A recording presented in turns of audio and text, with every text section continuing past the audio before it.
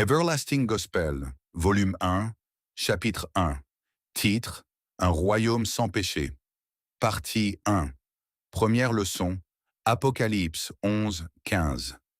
Le septième ange sonna de la trompette, et il y eut dans le ciel de fortes voix qui disaient: Le royaume du monde est remis à notre Seigneur et à son Christ, et il régnera au siècle des siècles. Deuxième leçon. Hébreux 12, 28. C'est pourquoi, recevant un royaume inébranlable, montrons notre reconnaissance en rendant à Dieu un culte qui lui soit agréable, avec piété et avec crainte. Texte doré, Apocalypse 21, 27. Il n'entrera chez elle rien de souillé, ni personne qui se livre à l'abomination et au mensonge. Il n'entrera que ceux qui sont écrits dans le livre de vie de l'agneau. 1. Bien-aimé, le nouveau royaume de Dieu dont tu avais entendu parler et pour lequel tu as prié est ici avec l'homme. Le royaume de Dieu n'est ni nourriture, ni boisson, mais justice, paix et joie dans l'Esprit Saint. 2. Bien-aimé, gardez toujours à l'esprit que le royaume est ancré dans l'amour, la paix, la joie, la bonté, l'humilité et toutes les autres vertus de Dieu. 3. Le royaume de Dieu représente l'unité et la solidarité. Ceci explique la réponse donnée lorsque les pharisiens demandèrent à Christ quand le royaume de Dieu viendrait. Il répondit que le royaume de Dieu ne viendra pas avec des signes à observer, et ils ne diront pas qu'il est ici ou là, car voici, le royaume de Dieu est au milieu de l'homme. 4. Le royaume de Dieu ne constitue pas la nourriture, la danse et la joie, mais plutôt la joie, la sainteté, le silence, la paix et la vérité. 5. Le royaume de Dieu ne constitue pas la construction de routes express. Il ne constitue pas non plus l'achat de voitures ostentatoires. De plus, le royaume de Dieu ne constitue pas la ruse, l'immoralité, la tromperie et les autres vices dans lesquels vous vous adonnez. 6. Le royaume de Dieu ne tolère pas les maladies et les souffrances. Par conséquent, la guérison des malades, la vision de façon dont les gens sont possédés et l'élimination des charmes des gens ne sont pas les principales préoccupations du royaume de Dieu. 7. Notre Seigneur Jésus-Christ, dans l'une de ses déclarations, a dit que ce ne sont pas tous ceux qu'il appelle Seigneur, Seigneur, qui entreront dans le royaume de Dieu, mais ceux qui font la volonté de son Père dans les cieux.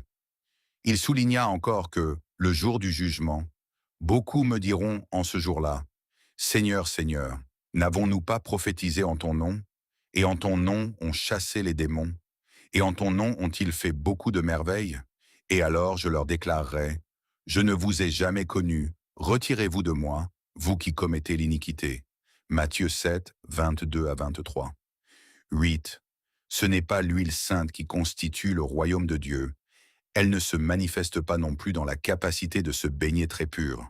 Au contraire, la crainte de Dieu, parmi d'autres vertus, produit le royaume de Dieu. 9. Le président national de l'Association des croisades a dit que personne n'est digne de ce royaume à cause de notre arrogance et de notre orgueil, mais que chacun est appelé dans le royaume par miséricorde. Embrasser la paix et l'humilité. 10. La phrase « Le Seigneur est dans son saint temple, que toute la terre garde le silence devant lui » est un bon rappel pour quiconque vient ici pour éviter la discussion, l'arrogance, l'orgueil, le bruit et la violence, et embrasser la paix, le silence, l'humilité et le décorum. 11. Le collier, les bagues, les boucles d'oreilles, les bracelets, la crème médicamenteuse et les chaussures ne sont pas nécessaires dans ce royaume. Rien de souillé n'est acceptable dans le royaume. La coiffure, l'utilisation de casquettes et le port de vêtements magnifiques ne sont pas obligatoires ici dans le royaume.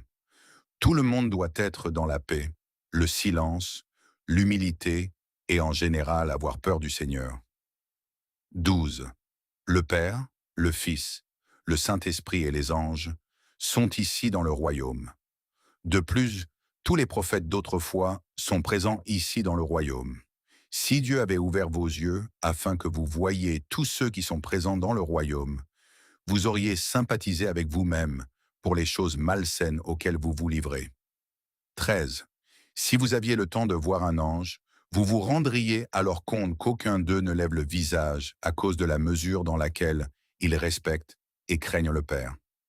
Les anges sont toujours bas, conscients du fait que c'est la plénitude du temps pour que Dieu soit glorifié par tous et chacun, et non un temps d'arrogance et de violence. 14. Le royaume de Dieu est saint et sans souillure. Pour cette raison, une personne ayant un esprit charnel ne convient pas à ce royaume. De telles personnes devraient se tenir à l'écart. Les mendiants ne sont pas nécessaires dans la royauté. Alors, pauvres gens, prenez note. 15. Tout ce qui est nécessaire dans le royaume, c'est la justice, la paix, la joie et la crainte de Dieu.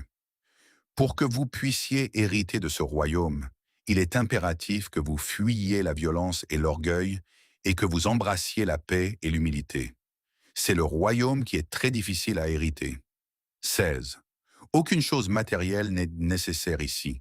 Notre prière du Seigneur déclare « Que ta volonté soit faite sur la terre, comme elle l'est au ciel ». Dieu veut l'obéissance et l'humilité absolue. Cela doit être fait pour la gloire de Dieu. 17.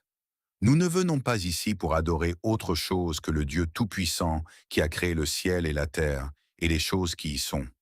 On nous enjoint que le Seigneur est esprit et que là où habite l'Esprit de Dieu, la liberté y abonde. Cette liberté appelle chacun à adorer, respecter et honorer Dieu comme cela lui est dû. 18. Dieu seul est digne d'être adoré, vénéré, craint, honoré et glorifié. Par conséquent, il incombe à chacun d'adorer, de craindre et de glorifier Dieu comme il se doit, partout et en tout temps. 19. Le royaume de Dieu n'est pas les rues, les routes, les maisons et autres qui existent, mais plutôt l'homme et le royaume de Dieu. C'est pourquoi vous devez vous humilier, faire preuve de miséricorde, de paix, de bonté et de toutes les autres vertus et éviter d'être souillés. 20. Le royaume de Dieu a besoin d'amour et de justice. C'est pourquoi vous devriez être juste. Dieu exige l'amour et le respect. Par conséquent, vous devez toujours aimer, respecter et craindre Dieu dans votre esprit, vos pensées et vos actions. Car en faisant cela, vous l'avez glorifié. 21. Tout ce qui est dans le monde entier et dans le ciel appartient à Dieu. Tout ce que vous devez faire pour lui plaire, c'est de le glorifier, de le craindre et de l'adorer. 22. Nous devons également être véridiques les uns envers les autres afin de plaire à Dieu. L'évitement de la ségrégation plaît à Dieu. Tant bien aimé, vous devez vous y conformer. 23. Le royaume de Dieu ne constitue pas des membres distingués de la société, les choses magnifiques et ostentatoires de ce monde. Le royaume de Dieu n'exige aucune de ces choses. 24. Rappelez-vous que, lorsque les disciples de notre Seigneur Jésus-Christ se disputaient et luttaient entre eux pour obtenir des places élevées, notre Seigneur Jésus-Christ leur a présenté un petit enfant et leur a enjoint de devenir comme ce petit enfant pour pouvoir hériter du royaume de Dieu. 25. Si vous aviez entendu les enfants du sabbat répondre aux questions qui leur ont été posées pendant le concours de quiz, vous auriez été étonné. Je ne pense pas que vous puissiez répondre à l'une des questions auxquelles ces enfants ont répondu. 26.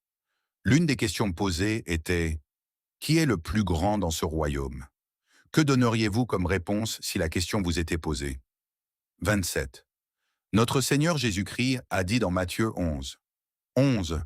Je vous le dis en vérité, parmi ceux qui sont nés de femmes, il n'est pas ressuscité un plus grand que Jean-Baptiste, mais le moindre dans le royaume des cieux est plus grand que lui. » 28.